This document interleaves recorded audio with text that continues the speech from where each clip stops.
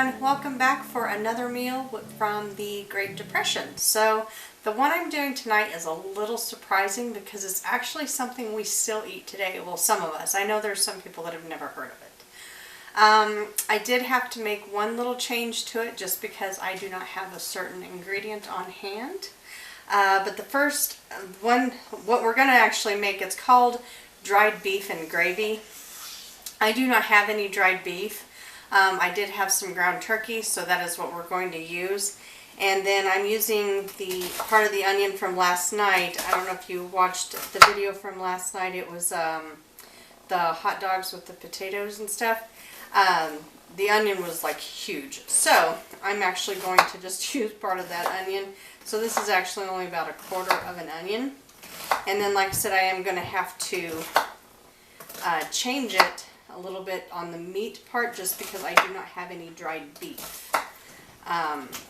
But after I'm all done making it, I'm going to tell you what the name of it is that we currently call this, and see how many of you actually eat this or have eaten it before, or maybe eat it on a regular basis. It's actually one of our favorite go-tos.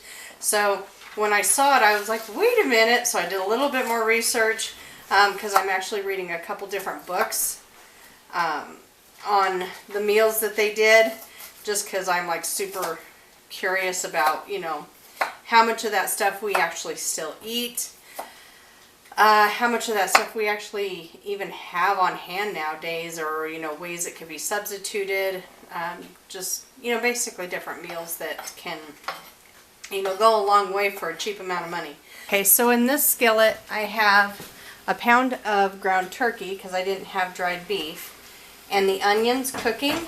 I'm going to cook this thoroughly, but while this is cooking, we're going to get making on the gravy. I hope you can see everything okay. So for the gravy, you're going to need another pan. In this jar, I put 1 cup of milk, and I'm going to add 4 tablespoons of flour,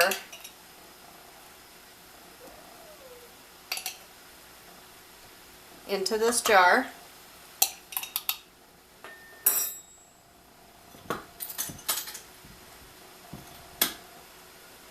Okay. Then I'm going to put a lid on it. I'm going to set that aside for a second because in this pan, on really low, okay, so sometimes this burner for some reason is the only one that really gives me fits. I don't use it very often. So I'm going to put this on low, and I'm going to add 3 cups of milk to this pan. Now remember, if you need to, you can substitute maybe like 2 cups of water and 2 cups of milk for the full recipe. So there's 3 cups in here, and then I have 1 cup in my jar. I'm going to let this heat real slow because we don't want to burn it. And go ahead and mix up our meat here. And you want to make sure that your meat is chopped really good.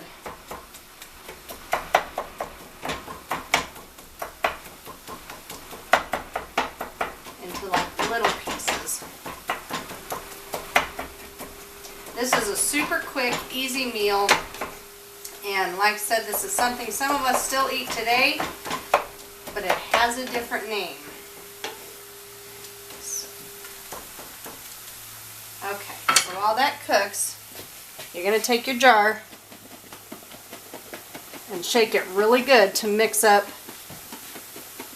that flour that's in there.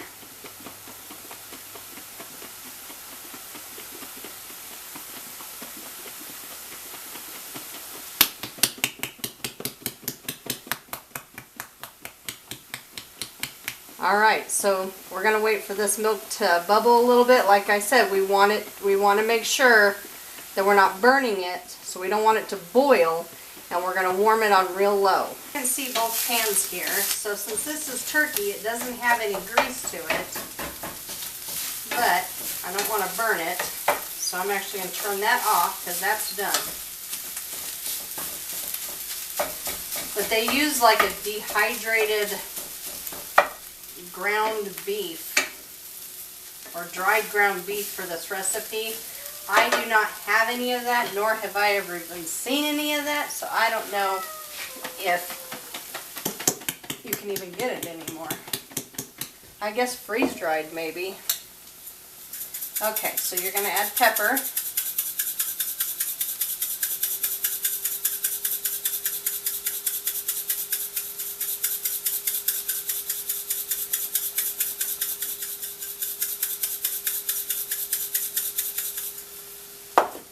And then a little bit of salt. You can add as much salt as you want. We don't eat a lot of salt, so and remember, we don't want this boiling. You just want it like warm, because you don't want to burn your milk. So I see steam coming off of it. So now I'm going to go ahead and add the milk and flour mixture. And we will turn it up just a little bit.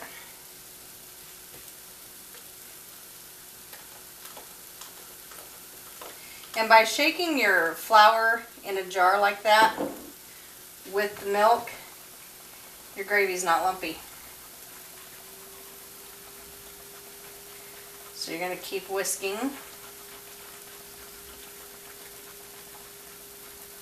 until it thickens.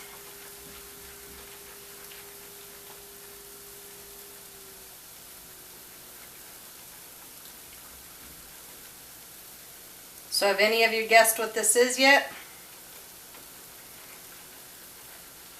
If you have, in the comments box, I'm really interested to know, like, at what point did you realize what I was making?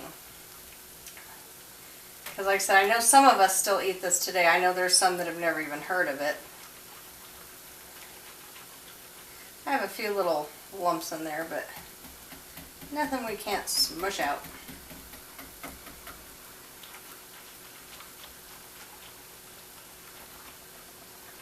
Okay, I'm going to keep whisking this until the gravy is ready, and then I will show you what we're going to do next. The gravy is ready. It's nice and thick. So I'm going to turn this off. Make sure nothing's sticking.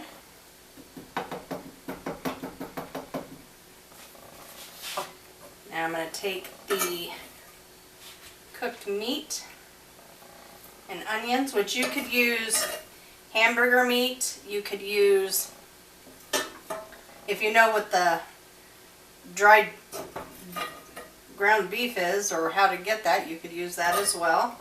You could use chopped up Spam. You can use chopped up ham. So you can use really any kind of meat. I've never done it with, like, say, like cubed turkey or anything like that, or cubed chicken, but I'm sure you could. Maybe just, yeah, let's just spin it. Just chop it up really good.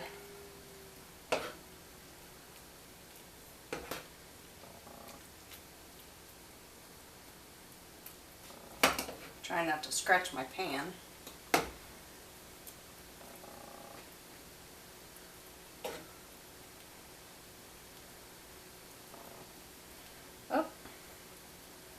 Yes, I am a messy cook. Not going to deny that one. Alright, let's head over to the counter and show you where we go now.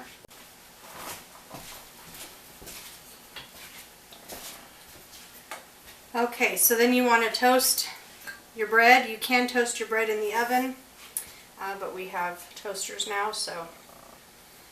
And then you take your meat and gravy mixture